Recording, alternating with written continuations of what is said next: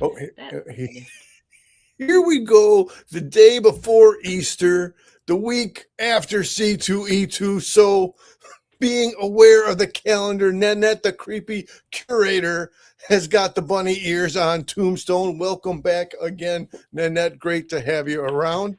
Thanks for having me, Mr. C. And you gave Tombstone his traditional cigar as well. Yes.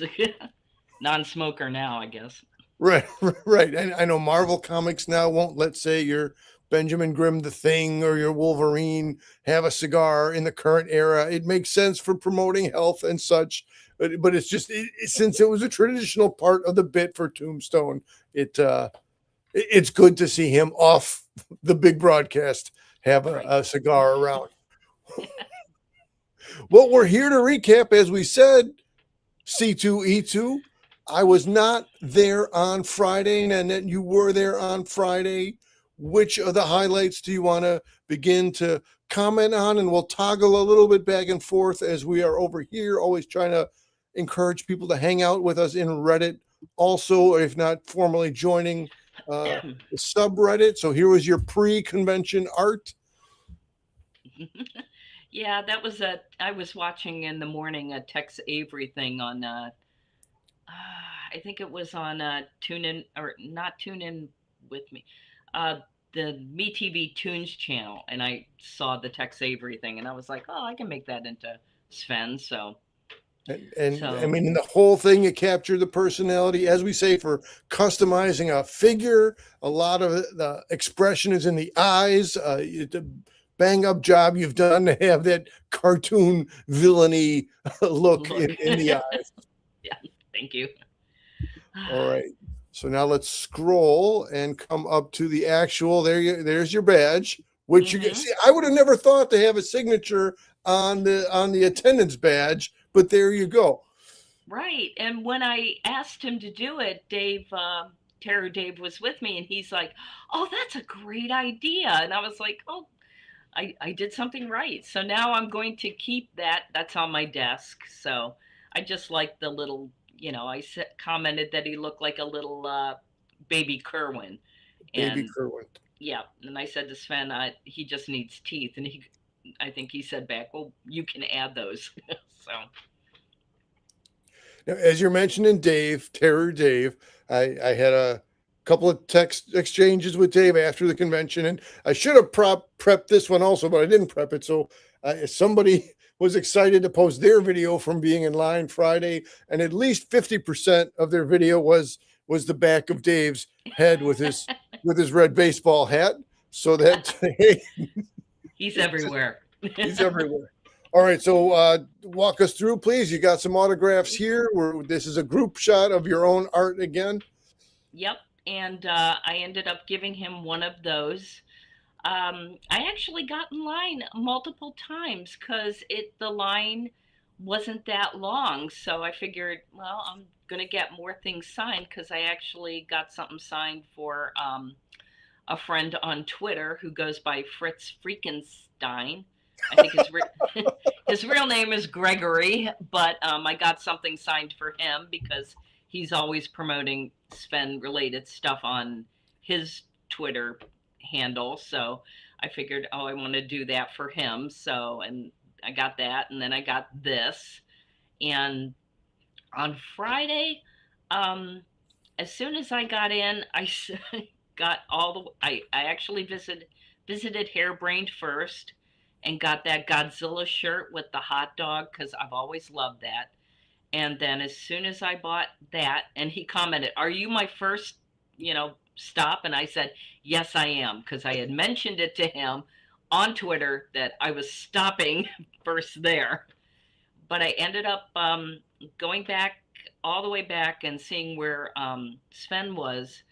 What's nice is I ran into Mike versus Godzilla. Um, that's his handle. Another gentleman named Aaron and another one named Pete. And pretty much the entire time when we were standing in line, both times for Sven and the other times for the Sven squad, we kept, you know, we were like a core file in the front. So that was nice. See, part of my decision to not go Friday was right. Well, I mean, sometimes you got to do a convention different ways, but had I, if I knew then in advance what I know now that the line wasn't so crowded, because that's part of that's one of the decision making factors. How much of your convention time do you spend in line versus how Mhm. much of your convention time do you spend seeing the things? But so I'm glad that somebody got to participate in a quick moving line. Let me just take a quick second to pull. Jim Campbell is with us. Yabba dabba doo. Good to have Jim Campbell around. Back to Friday storytelling here. So, so the Yeah, cards. All right, I remember seeing the cards right here from Reddit. This got me excited because this is a new feature. the trading cards, The or trading cards. yes, yes, Mike got a bunch of them signed, and I was like, he gave me a whole bunch of them, and I can't remember if it. Yeah, I think it might have been that day. I could be wrong. He got Chris Faulkner to sign one of the trading cards of Kerwin, with the 3D glasses on, since Chris Faulkner created Kerwin. And I thought, this is so cool, so neat. Thank you again, Mike. Thanks, Mike, and for Chris Faulkner. That's like getting Ray Harryhausen to sign a Yes. picture of the Kraken or some such. And again, this is I don't think all of my questions will ever be answered just because of my curious mind. But with the video animation, Chris Faulkner's contribution to the video animation bits of the show, I would love to pick his brain and get a backstory on that. But speaking of story, speaking of backstory, speaking of a Sven blogger storyteller, Chris Hey, Hamby Chris. joins us.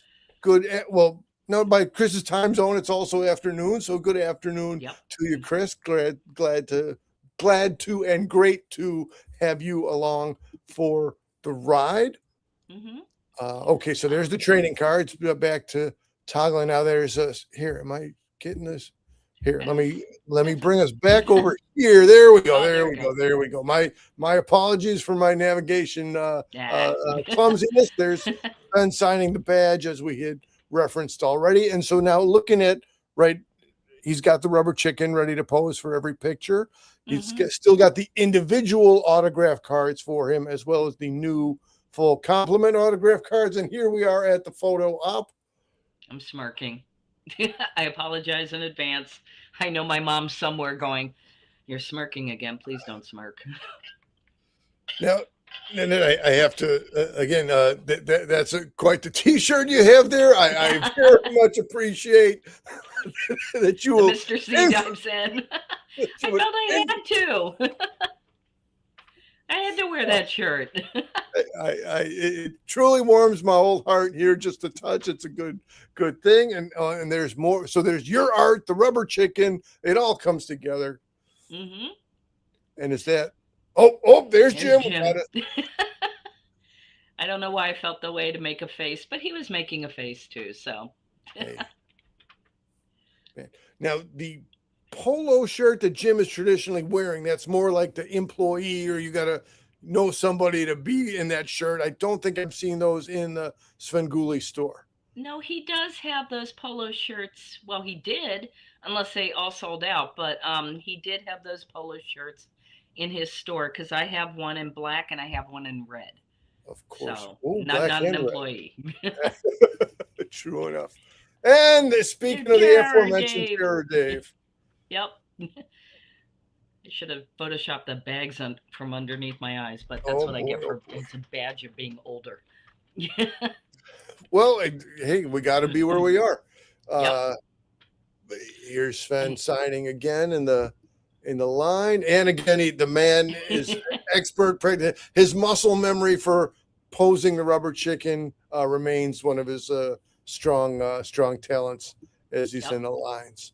And I Uh, will, before I forget, because I mentioned it to you beforehand, while we were standing in line, Sarah Palmer and Scott Greider walked past us to go backstage. They did wave, but Sarah was wearing a bright red wig, I believe, or her hair was bright red.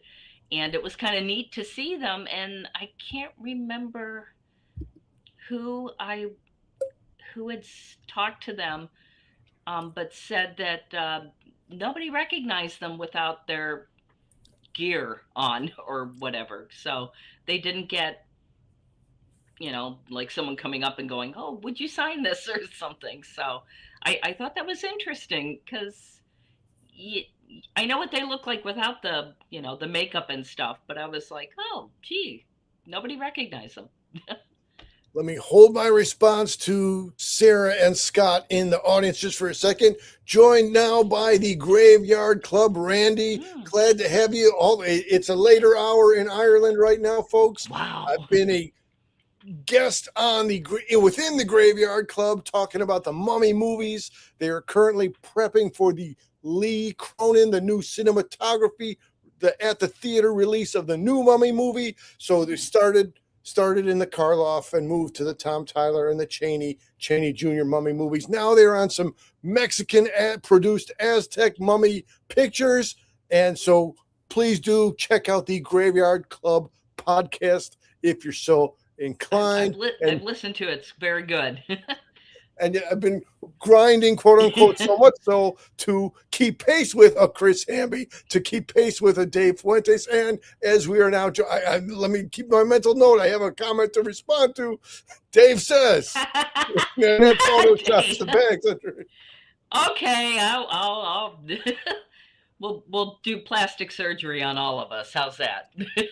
We'll do something. We'll do something. And now I see Dave's photo image has changed, and we're looking at Stephen King as opposed to the I think it was the skeleton with the same red backwards baseball cap that was Dave's previous image. Anyway, great to have such a supporting show in the comments section. So now let me come to that. So I was saying it must be kind of nice because maybe they were like, I don't think Rich could move through the convention floor in his regular appearance without being recognized. So I would say the same. It's probably nice for them in their current era, because I don't think they're going to start wearing diver helmets to disguise themselves. But it got to be cool to still be on their on their ascension is the word I'm looking for, as they're ascending to be another presence within the community. And I know, definitely Sarah Palmer, aka Pinup Palmer, does appear on other YouTube channels with tiki themes and such, and she's right. And anyway, so it's cool. Okay, so now let me come back to your next, as you're calling it, photo dump. I would say photo show. I would say photo flourish. Okay, so now here's some detail we can get into. Material we have yet to speak on this channel, or I don't know if this material been spoken anywhere. We see Bill Leff appearing as Nostalgia Ferratu. Now, if we're going to take a close look at his hand, the one hand appears as it does on the show in costume with the black fingernails. However, it appears it's a little difficult to sign autographs if you have said black fingernails on your writing hand. He tried. He did try, and then he just took them off. Now, did it seem to be a pain? I shouldn't laugh and say pain at the same time. Did it seem to generate discomfort? Were they maybe easily removed? Nails? I don't remember him screaming, but I think he just took them off after the first couple people that went through. And I don't know how well he was able to sign with those on. I don't think anybody could sign with those on. We're also joined by animals and Legos dropping the catchphrase of Nostalgia Ferratu, silence. Man, what wonderful silence we're disrupting here, walking through the photos. All right, there, the frick and the frack, the chocolate and the peanut butter, the imp and the nasty. Scott looks really genuinely happy here. He is a ball of energy, I will say that. And I have my whole takeaway from visiting with the Sven squad. They're very nice, very sweet. One of the funnier things that made me laugh, I thought they would be in character, but they weren't. They were just, talking. And when I went up to Bill, he's like, "Hi, I'm Bill." I'm like, "Oh, hi." I did comment to him that during the pandemic, when they were doing Tune In with me, and I was at home working, that besides Sven, also they helped me quite a bit through the pandemic because it was something I could look forward to every single morning. And he was very gracious and said, "Thank you so much. That was, you know, hard to do considering at the time nobody was, you know, doing any filming." So that was a nice takeaway for me from him. Hey, and as I'm here trying to write, as we're trying to collect different people's conversations and viewpoints on their experiences and their enjoyment with the Svengoolie show and the Svengoolie community, very noteworthy that, so during the pandemic time, we had a Chris Faulkner to do some background art. We had a Christopher Jones to do some background art. So in the history book of Sven's career, that's definitely a chapter or two is COVID era and the benefit of having the comic relief, the entertainment to get us all through those COVID days. All right, let's come back around again as I'm trying to. Let's not do that one. Let's go that one because that gives a little bit larger image there. I wish I could adjust the Reddit screen to blow up here a little bit larger, but now.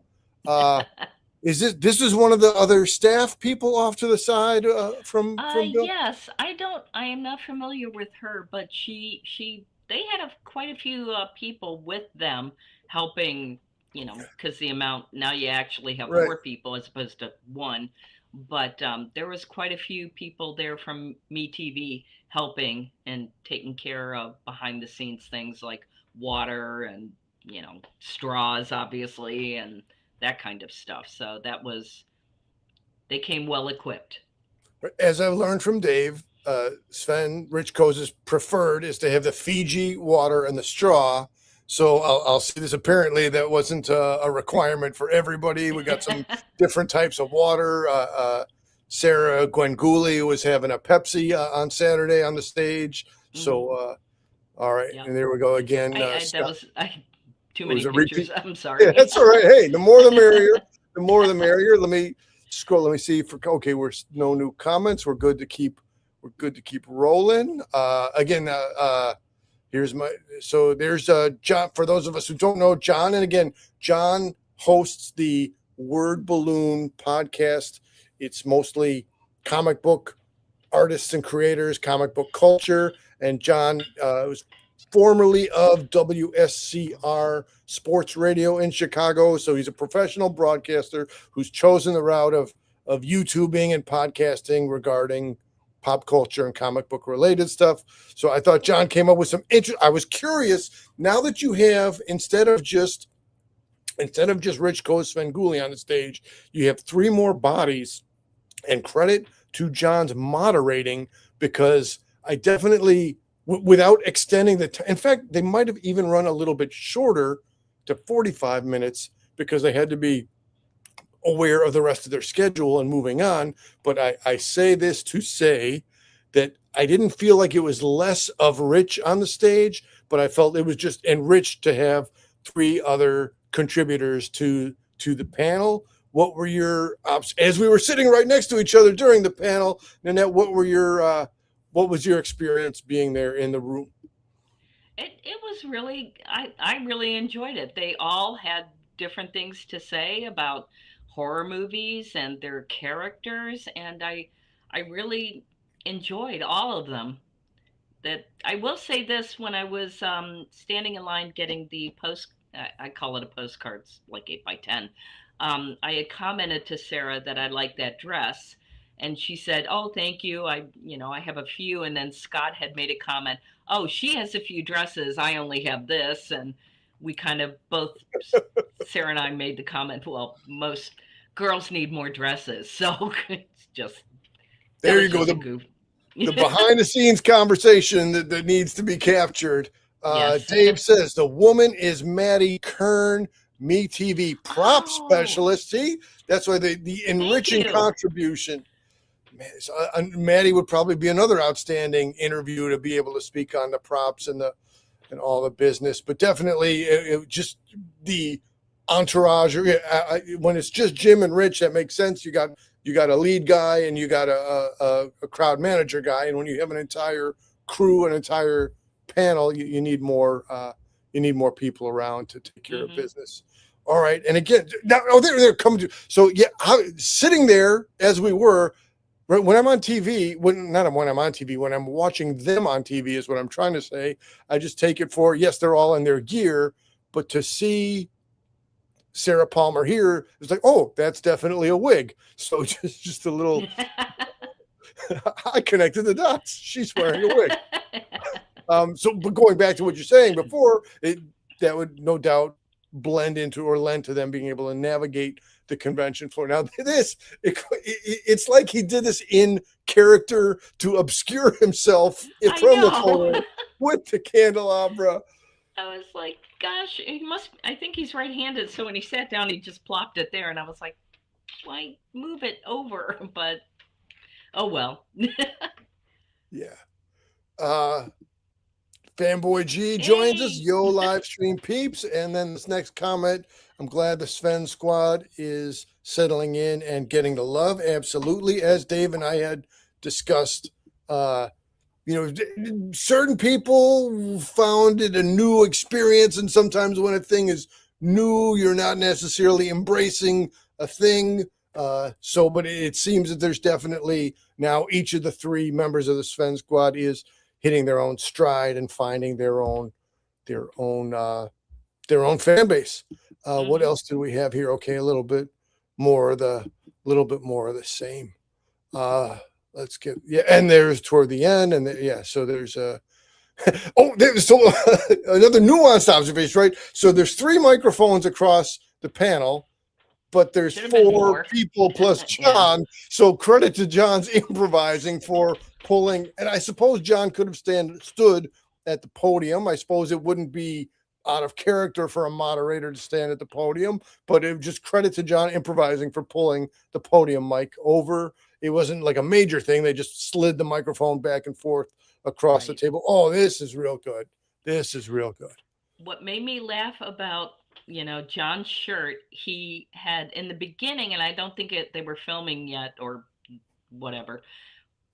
He had mentioned that Christopher Jones was up there watching, back, the panel too.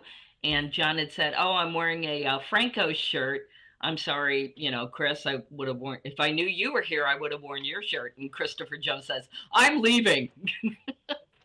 That made me laugh. And again, let's get to Dave's comment, and let's come on how cool it was to have Chris Jones in the panel. Again, the fountain of information that is Terror Dave. The QA panel was shorter than scheduled, which somewhat perplexed the crew, but everyone was so tired at that point, nobody complained.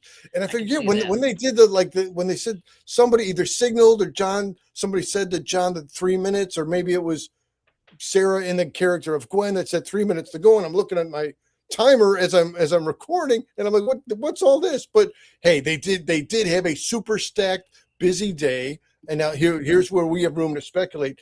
Typically, when they have more gaps, either at a C2E2 or at a flashback horror con, then you and I have gotten in the habit of tracking and just kind of taking a respectful distance.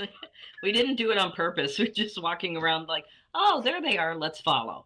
But, right.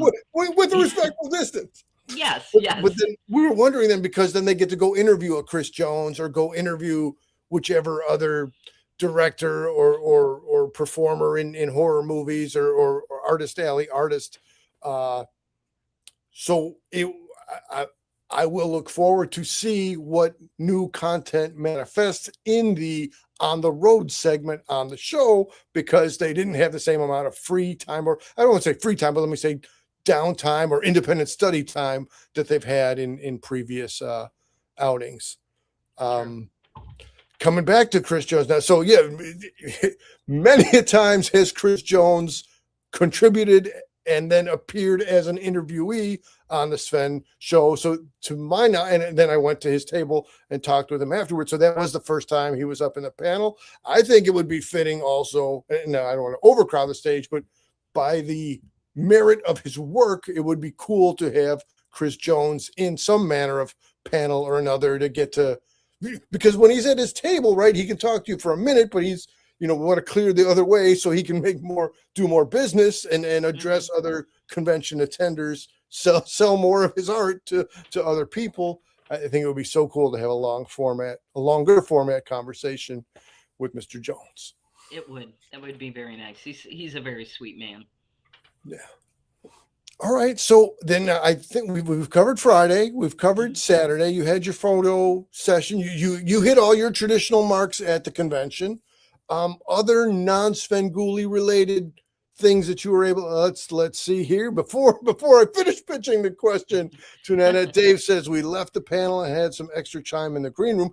Martin Sheen. Oh, wow. What kind of horror show? Man, that is top flight. We're also now joined by Nicole. Nicole says, God, this makes me even more sad that I couldn't attend this year, 2027 goals. Please come up or down, wherever you're from. Over and down a little bit. Yeah. Nicole, let me say briefly, and then I'll come back to my question that I'm in the middle of pitching on that. I snuck in a live stream this morning about 7 a.m. Central Time, going over my new Creature of the Black Lagoon business. And absolutely, Nicole, I again snuck in your photo art there along with the new person. Again, I'm always leaving the stuff just out of reach, but it's a little bad Ren. So anyway, check out the quick 10-minute Creature special show I did this morning. But now let me come back to Nanette, other highlights of the convention for you. I ask you, creepy curator. Let's see. I unfortunately did not get much of a chance to walk around because I was, my goals were to get things signed and I wanted to get that done with. But I pretty much just stayed in that area for signings. And I think the only thing I bought was the t-shirt from Hairbrained. And I would have liked to have gone and do more things, but my ankle had other, plans for me. But I will say that when I was leaving and going down the escalator to leave the convention, I did see the golf cart go by with Rich, Sarah, Scott, and they're like all piled in this like little golf cart going in the opposite direction to go and get things for their second signing. I didn't hang out for that. I figured I wanted to get home before the show because I'm at the mercy of the trains, unfortunately. Well, and be it the ankle and be it the trains, when we're at the mercy of a thing, we need to just, have some flexibility and go with the flow. But now, as you're saying, the golf cart. So now, I look forward to the possibility of, as they've expanded now to the Sven Squad, besides having the figures toy company Sven figure with this coffin right there next to the bozo right there, I would look forward to seeing a multi-pack of a Svengoolie, of an Imp, of a Nostalgia Ferratu. And then also, I've continued to, this has been on my wish list for the longest now, if they have the car that appears in the On the Road segment for that the figures toy company figures could be in. But now you're saying golf cart, and now in my head I want to see a customized golf cart with a tombstone up in the where we used to have hood ornaments back in the day, a hood ornament style tombstone. Man, like a wacky races kind of deal. Yes, yeah. Precisely. Why couldn't they be on with the wacky races? I mean, let's start that up again. All right, we got a long list now. Okay, so we'll talk about the movie a little, but besides the movie, which is coming up tonight, which is American Werewolf in London, we'll speak on that in a minute. But first, obviously now on the major Sven events calendar, we're looking forward to the Flashback convention to come the end of July, the beginning of August. Are there any other highlights or events, Sven or non-Sven events that you have coming up on your calendar? Nothing. I'm just looking forward to Flashback Weekend. Whenever the tickets should go on sale after, I guess, tax day. I believe that's when they start to release that. So I'm looking forward to hanging out. I always see Angela and Ron there, so I'm looking forward to seeing them, and that's always a lot of fun to go to. So I'm looking forward. If you miss C2E2 and you like horror, please visit Flashback Weekend. It's a lot of fun. Man, if I was more skilled at the clip outs, I would clip that out right there. What you said. Absolutely. That's the next major thing on a non-Sven business, but in the greater umbrella of the Chicago events and the horror genre. So there is this coming Friday, April 10th. You can look in the Reddit and see the exact address and such, but at one of the independent comic shops, they're going to have the Godzilla art featured. So the harebrained art will be independent artists putting their Godzilla product, their Godzilla creations available. So that's coming up Friday. I'm looking forward to that. And now, before we totally close down, let us speak on the American Werewolf in London. Again, I would open the fact that it's a revisiting of, again, there was a time where the actor David Naughton was on his ascension or on his climb in his career doing the Dr. Pepper commercial, and the vintage Son of Svengoolie era bit then, because the same actor then cast in American Werewolf in London, one of my all-time favorite Sven comedy bits, the Dr. Rabies, as younger Rich Coase then participated in a werewolf transformation. Let me see what Animal Logic is selling us here. American Werewolf was one of the best horror movies ever made. Can't wait for it to air. And yeah, we'll have to see how the edit goes and what happens. Yes. And then your memories of the Dr. Rabies bit and your reflections on American Werewolf in London. I did see this morning that Rich had posted on Twitter that they can't show that particular piece because of copyright kind of stuff, I guess. But someone found it and posted it, and then he reposted it, and I made a comment that I remember when seeing this for the first time, and it just made me laugh, and it was so clever. But I like the transition as he's singing and he jumps to a next frame, he becomes more and more like a werewolf. The best stuff. And again, the Fuzzy Memories, TV. Fuzzy Memories TV, which then changed their name to like the Chicago Museum of, not the Museum of, anyway, if you just, people wanted to see it. And again, because that predates the Me TV era and predates the WCIU business, it doesn't seem that the WFLD or the Channel 32 or the Fox people have any interest in chasing after people for posting that vintage content. So that's definitely a benefit to all of us. This is I got to tell the truth about things. This is a movie I've never seen. I was easily scared as a young person, and I'm still easily scared now, but I will look forward to checking out some actual horror or some, compared to the standard family friendly fare. It'll be nice to see American Werewolf tonight. I'm looking forward to seeing the practical effects again, because way before CGI, this is, they're doing all this makeup, they're doing all of this live, and it's impressive, and it looks really good. It still holds up, I think, today. So the wizardry of Rick Baker, and I checked IMDb. I don't know the other names, but I think they listed a total of 13 people and that's not even under effects, but that's just on makeup.